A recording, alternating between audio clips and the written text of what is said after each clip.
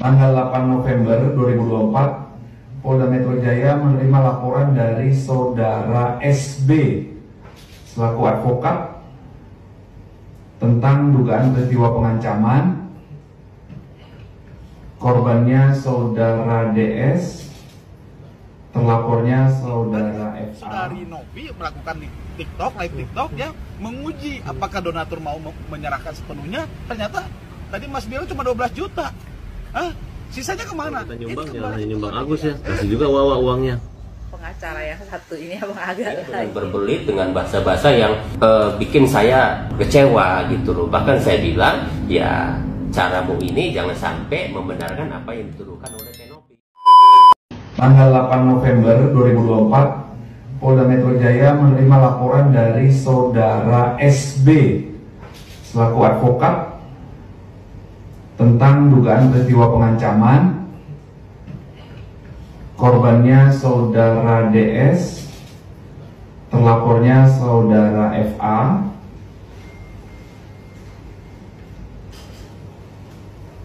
Jadi menurut keterangan pelapor, jadi dalam laporannya, pelapor selaku kuasa hukum korban menerangkan bahwa dalam pernyataan yang dibuat di depan media, terlapor mengatakan bahwa korban terbiasa untuk berbicara kasar. Kemudian terlapor juga mengatakan akan menghajar korban. Atas kejadian tersebut korban merasa dirugikan. Ya, jadi inilah peristiwa yang dilaporkan oleh pelapor selaku kuasa hukum korban, dan ini akan didalami oleh rekan-rekan penyelidik. Ya, laporannya baru saja diterima beberapa hari yang lalu, ya. Pasalnya terkait apa, Pak? Ya, dugaan peristiwa pidananya pengancaman sebagaimana diatur di pasal 369 KUHP. Ya. Saat melaporkan, pelapor menyertakan barang bukti 1 unit elektronik video yang memberikan donasi melalui Yayasan Tenovi. Kalau ternyata para donatur misalkan menarik diri untuk membantu Saudara Agus, apa yang terjadi, Mas? Ini tidak bisa terjadi loh, nggak bisa mendapatkan bantuan loh. Saya bilang ini tuh kegiatan sosial, ini tuh nirlaba, ini tidak ada keuntungan, ya. Yang seharusnya para pihak ini tahu, gitu loh. Sekarang maaf, kalau itu dilakukan oleh Saudara Novi, bukan Saudara Novi ya, ini dilakukan oleh para donatur. Misalkan saya salah satu donatur, kan didata dengan lengkap. Oleh siapa? Oleh yayasannya Saudara Novi. Misalkan saya buat surat pernyataan sebagai donatur, saya menarik diri untuk membantu donasi Saudara Agus. Ternyata apa yang saya lakukan, misalkan donatur tuh mengikuti. Yang misalkan akhirnya 90% para donatur untuk mendonasikan kepada Agus itu tidak mau mendonasikannya. Itu sah-sah saja loh, Mbak. Itu sah-sah saja. Lalu apa yang terjadi? Lalu apa yang didapatkan? Kemanfaatan apa?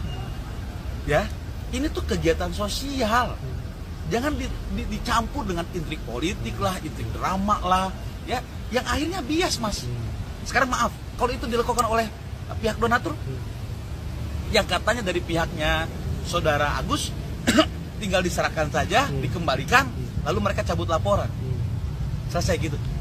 Mohon maaf loh, ini harus ada saksi ahli, ya, dari pihak Kemensos minimal ini, dari para penyidik, ya, yang memang mereka membuka laporan masing-masing pihaknya, meskipun Saudara Novi tidak membuka laporan, gitu loh. Nah, ini harus dijelaskan, karena mohon maaf, kalau tidak salah izin kalau saya ada kesalahan koreksi literasinya.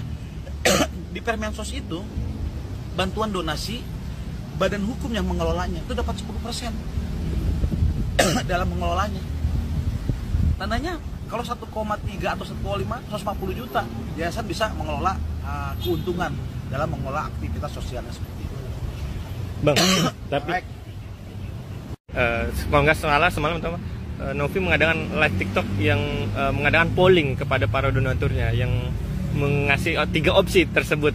Yang pertama uang tersebut dikasih ke Agus, yang kedua dikasih ke yayasan, dan yang ketiga dan bagian itu ternyata dari semua donatur 7 bilang voting oke, kasih ke Agus, cuman tapi nilai cuma 12 juta koma berapa gitu, dan selebihnya bilang kasih ke yang paling membutuhkan. Gimana nih Bang Heri? Jadi Nah, kan ini terbukti tadi. Apa yang tadi sedikit saya ulas tadi, kalau misalkan donatur itu menarik diri untuk membantu khusus form donasi untuk Agus, itu mereka menarik diri.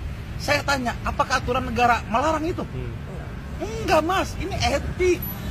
Orang tuh nggak bisa dipaksa untuk membantu. Negara nggak bisa masuk di sana. Ini ranah perdata, hak warga negara yang dilindungi oleh negara untuk membantu sesama warga negaranya. Ini etik. Sekarang terbukti, akhirnya Saudari Novi melakukan di TikTok, live TikTok ya, menguji apakah donatur mau menyerahkan sepenuhnya. Ternyata tadi Mas bilang cuma 12 juta. Sisanya kemana? Ya dikembalikan kepada yayasannya. Ya akhirnya apa? Donasi tadi tidak terjadi. Sekarang mohon maaf izin ya, masyarakat kita ataupun rekan-rekan kita, rakyat kita di daerah timur sana ya, NTT kalau tidak salah sedang ada musibah gunung meletus lewat Kotobi laki-laki. Alangkah hebatnya, alangkah bagusnya, itu yang lebih membutuhkan. Dan itu bukan satu orang Mas. betul. Itu ratusan orang, itu mungkin mohon maaf mungkin ribuan orang ya yang sedang dilanda bencana alam negara kita. Dan mereka tidak pakai drama-drama, mereka tidak pakai pendampingan ya. Apatah kalau memang itu bisa dilakukan oleh Saudari Novi atas kesepakatan para donatur, dana donasi tadi bisa dipindahkan, itu lebih mulia banget bagi mereka ini. Terakhir Bang, dan akhirnya seorang artis juga ikut-ikutan juga, itu Niki bilang mendingan uang Indonesia Agus kasih ke orang lain yang paling membutuhkan. Gimana Bang Kemas sebagai praktisi hukum? Ya ini etik ya, bahkan para artis pun melihat fenomena ini ya sudah, berikanlah kepada yang lebih membutuhkan. Ya tidak pakai drama-drama, ya tidak pakai apa ya bahasanya, bela sana bela sini yang centang-perentang nggak tahu benar dan salahnya di mana, saling lapor satu sama lain, malah dicampur dengan para pihak masing-masing yang tidak berperkara sebenarnya, gitu loh. Yang saya sepakat gitu loh dari awal bahwasanya ini perkara etik ya, dan itu terbukti ini perkara etik sebenarnya hakikatnya, karena ini kegiatan sosial nirlaba ya, dan sekarang sedang ada musibah Mas.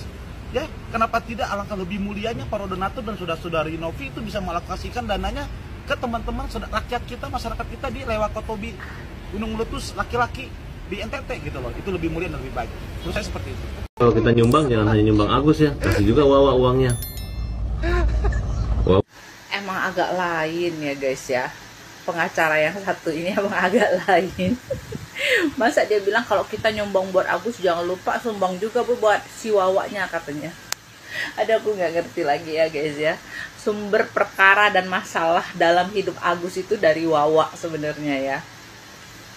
Dan alhasil sekarang Densu dan Tenovi membuat sebuah petisi untuk mengembalikan uang donasi Agus. Menanyakan ke para donatur gitu ya, apakah donasi itu mau dikembalikan ke Agus atau mau dialihkan buat yang lain atau apa gitu ya. Dan sebagian besar menyebutkan ingin uang donasi itu diberikan ke yang lain, ke yang membutuhkan, kayak gitu guys. Ya, ini alhasil ya dari gara-gara ini nih, gara-gara si pengacara Agus yang satu ini nih ya, bukannya mendapatkan uang 1,5 M nih, alamat jong ini ya, alamat jong si Agus ini. Alhasil gara-gara kemarin yang pas Denny Sumargo mengadakan acara yang sebenarnya ya itu kesempatan terakhir buat Agus ya berdamai dengan Tenovi dan menerima kembali uang 1,5 M, tapi karena dia tidak datang, maka Denny Sumargo dan Tenovi akhirnya mengambil langkah, bisa aku katakan sih ini langkah perang lah ya. Mereka nggak mau damai, berarti ya udah kita perang aja sekalian gitu ya kan, lihat siapa yang menang gitu. Saring lapor-laporan lah itu ya. Saring Denny Sumargo pun melaporkan balik Farhad Abbas ini gitu ya. Dan membuat Denny Sumargo tuh tadinya tuh masih kasihan gitu kan ya sama si Agus gitu ya. Makanya dibikinlah acara untuk mendamaikan ya, mendamaikan semua pihak gitu ya, dan mengambil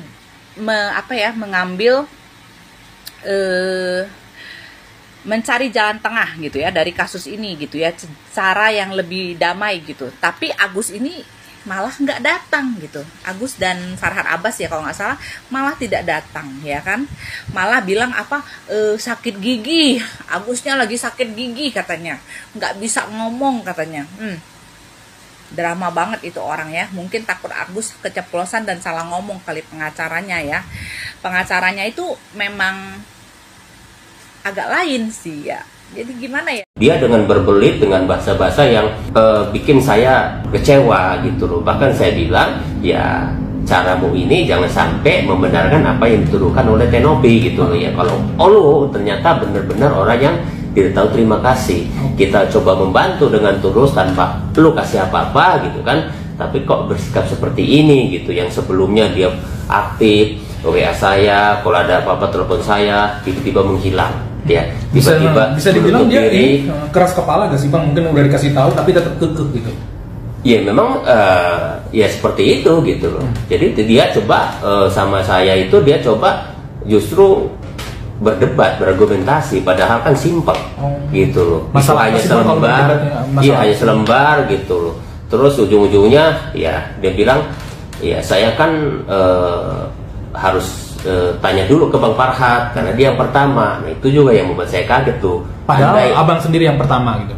Dia kemarin baru ngomong gitu, Pak Jai jangan tinggalin saya, kan Pak Jai yang pertama ngurus saya, dia bilang kan. Begitu besoknya begitu dia kan. Loh, Anda ini gimana? Saya bilang amnesia atau gimana? Baru kemarin bicara. Saya bilang sekarang katanya Pak Hatta Pak sama, ya udah saya bilang tanyalah, saya bilang karena saya udah komunikasi sama Pak Hatta, saya bilang kan silakan aja, saya bilang gak ada masalah. Entah apa, kenapa, rupanya mungkin dia komunikasi dan saya sempat bersih tegang juga.